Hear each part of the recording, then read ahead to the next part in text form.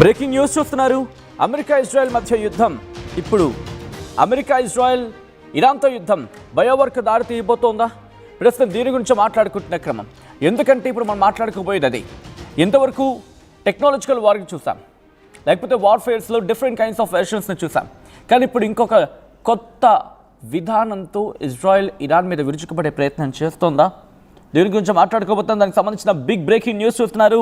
Lebanon మీద భీకర దాడికి పాల్పడిందనేది వినిపిస్తున్నమాట. ఇరాన్తో యుద్ధం వేళ ఇజ్రాయెల్ సంచలన నిర్ణయం తీసుకుందా అంటే అవుననే మాట వినిపిస్తోంది. లెబనాన్ అవుననే అంటోంది.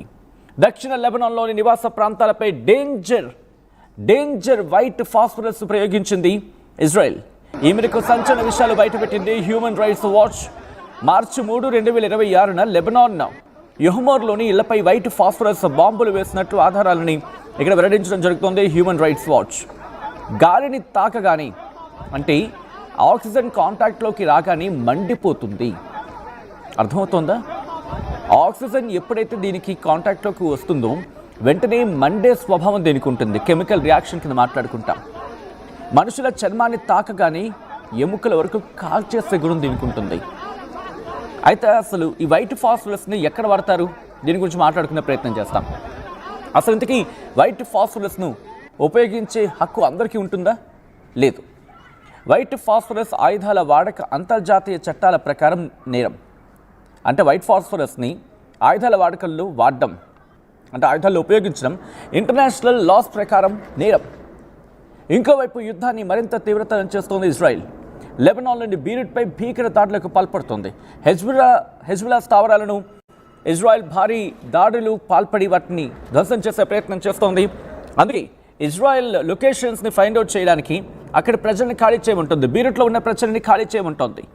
బీరుట్లో ప్రజలు ఖాళీ చేయకపోవడం కారణంగానే ఈ ప్రయోగానికి వెళ్ళిందా? వైట్ ఫాస్ఫరస్ను ప్రయోగించిందా?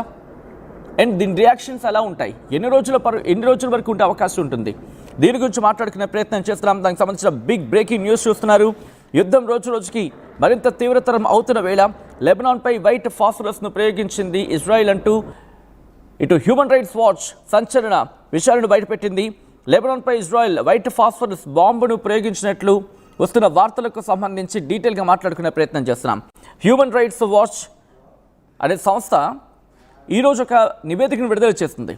ఇజ్రాయెల్ సైన్యం దక్షిణ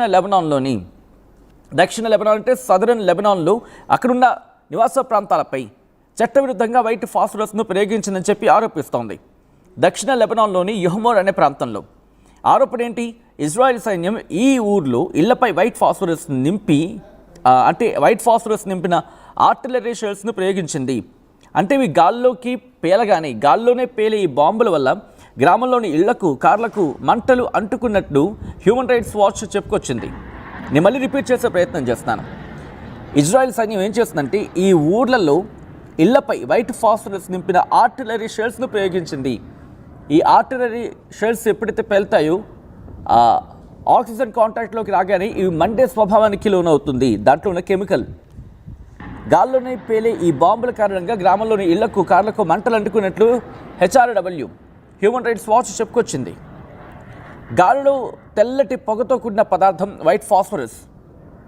ఆ పదార్థం పడుతున్న ఫోటోలను, వీడియోలను తాము పరిశీలించామంటూ అదే నివాస ప్రాంతాలపై పడ్డాయని చెప్పి హ్యూమన్ రైట్స్ వాచ్ చెప్పుకొస్తోంది. మిసైల్స్ చూసాం, డ్రోన్స్ని చూసాం. అండ్ దాంతోపాటు ఆర్టిఫిషియల్ ఇంటెలిజెన్స్ను ఉపయోగించి అమెరికా ఆర్టిఫిషియల్ ఇంటెలిజెన్స్ సాయం తీసుకొని ఖమీనీపై దాడికి పాల్పడిన తర్వాత ఇంటెలిజెన్స్ వార్ గురించి మాట్లాడుకున్నాం. అండ్ ఇప్పుడు బయోవార్కి వెళ్ళబోతోందా? ప్రస్తుతం బయోవార్కి ఇజ్రాయెల్ దారి తీసిందా? ఇది నేనంటున్న మాట కాదు. ఈ వార్త విన్నా చూసినా ఇదే అనుమానం కలుగుతుంది. దీంట్లో ఏం చెబుతోంది హ్యూమన్ రైట్స్ వాచ్? వైట్ ఫాస్ఫరస్ని అయితే వాళ్ళు ప్రయోగించారు, ఇజ్రాయెల్ ప్రయోగించడం జరిగింది. అంతర్జాతీయ చట్టాల ప్రకారం నేరం. మరి ఇజ్రాయెల్ ఎప్పటికొచ్చి రియాక్ట్ అయిందా? నో, రియాక్ట్ కాలేదు. దీని గురించి మాట్లాడుకుందాం. అసలు ఏంటి వైట్ ఫాస్ఫరస్? ఎందుకు ఇది అంత డేంజర్ అని మాట్లాడుకుంటే ఇది ఒక కెమికల్ సబ్స్టెన్స్, లేకపోతే కెమికల్ రసాయన పదార్థం ఏదో అనుకుందాం. ఇది ఆక్సిజన్తో కలిసిన వెంటనే మండుతుంది. ఏకంగా 815 డిగ్రీల సెల్సియస్ వరకు కూడా ఉంటుంది ఇది. దాంతోపాటు ఇంకా మాట్లాడుకుంటే దీనికి సంబంధించి ఒక మనిషి చర్మానికి తగిలితే ఎముకల వరకు కాలిపోయే ప్రమాదం ఉంటుంది, అంత కాల్చేస్తుంది. కాలిన గాయాలు మళ్ళీ మళ్ళీ మండుతూనే ఉంటాయి.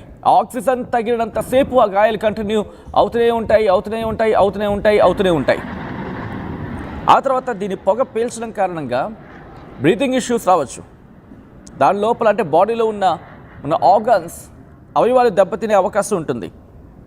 మరి ఇంత ప్రమాదం ఉన్నప్పుడు ఇంటర్నేషనల్ లాస్ ఏమంటున్నాయి, అంతర్జాతీయ చట్టాలు ఏం చెప్తున్నాయి? మనం మాట్లాడుకున్నట్టుగా గాల్లో తాకగానే ఇది మండుతుంది కాబట్టి, సెల్ఫ్ ఇగ్నైటింగ్ మాట్లాడుకుంటున్నారు కాబట్టి, ఇది గాల్లో ఆక్సిజన్తో సంబంధం రాగానే మండిపోతుంది, అంటే ఆక్సిజన్తో కాంటాక్ట్లోకి రాగానే మండిపోతుంది. ఇది దాదాపు 800 డిగ్రీల సెల్సియస్ నుంచి 2500 డిగ్రీల సెల్సియస్ వరకు కూడా మండుతుంది. అంటే ఇనుమును కూడా కరిగించగలదు ఇది, దీనికి అంత సత్తా ఉంది. ఎముకల వరకు కాల్చేస్తుంది, ఎముకలు కూడా కాలిపోతాయి. ఆ తర్వాత ఆర్పడం దాదాపు అసాధ్యం. చర్మం నుంచి కండరాల వరకు, ఆ తర్వాత ఎముకల వరకు మొత్తం మనిషిని ఒక విధంగా చెప్పాలంటే నిలువున కాల్చేస్తుంది. అక్కడే నీటితో ఆర్పే ప్రయత్నం చేసినా, ఎందుకంటే నీటిలో కూడా ఓటు, అది ఆక్సిజన్ ఉంటుంది కదా, దాంట్లో H2O ఆక్సిజన్ ఉంటుంది కదా, సో దాంతో వెంటనే అది ఇబ్బంది అవుతుంది. అక్కడ కూడా ఇబ్బందిగా మారే అవకాశం ఉంటుంది. అంటే గాల్లోకి కాంటాక్ట్లోకి వెళ్ళినా మండే స్వభావమే, దాంతోపాటు నీటితో కాంటాక్ట్లోకి వెళ్ళినా మండే స్వభావమే, ఆక్సిజన్తో కాంటాక్ట్ ఉండడం కారణంగా. ఇంకా మాట్లాడుకుంటే కనుక ఏకంగా మనుషుల మీద తీవ్రమైన ప్రభావం చూపించే అవకాశం ఉంటుంది. ఇది మండుతూ ఉంటుంది ఎప్పటి వరకు, ఆక్సిజన్ కాంటాక్ట్ వచ్చినంత వరకు కూడా. సో దీనికి ఆక్సిజన్ కాంటాక్ట్ని కట్ చేసినంత వరకు కూడా ఇది మండుతూనే ఉంటుంది. కోర్స్ గాల్లో ఇప్పుడు ఇలా ఉంది, మనం పీల్చగలుగుతున్నాం అంటే ఆక్సిజన్ ఉండడం కారణంగానే. ఒకసారి మీకు అది AI రిప్రజెంటేషన్ విజువల్స్తో కూడా చూపించే ప్రయత్నం చేస్తున్నాము. ఒక తెల్లటి పొగ, అదిగో మీరు చూడొచ్చు, ఆ తెల్లటి పొగే వైట్ ఫాస్ఫరస్ అంటూ కూడా చెబుతూ ఉన్నారు. సోషల్ మీడియాలో ప్రస్తుతం పెద్ద ఎత్తున చర్చకు దారితీస్తోంది. ఆ విజువల్ని మీరు చూడొచ్చు, ఒక తెల్లటి పొగ ఆ ప్రాంతంలో ఆవరించేస్తుంది. దీని ప్రభావం ఎలా డిసైడ్ చేస్తారంటే, ఇది రిలీజ్ చేస్తున్న హైట్, ఇది ఎంత ఎత్తు నుంచి రిలీజ్ చేయడం జరిగింది, దాంతోపాటు ఎంత విస్తారంగా దీన్ని ఆ హైట్ బట్టి బేస్ అవుతుంది, ఎంతవరకు విస్తరించింది అనే దాన్ని బట్టి ఆ ప్రభావ తీవ్రత అనేది బేస్ అయి ఉంటుంది. ఊపిరితిత్తులపై కూడా దీని ప్రభావం చూపిస్తుంది.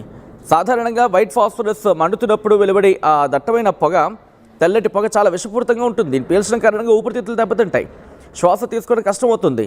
మన ఇంటర్నల్ ఆర్గాన్స్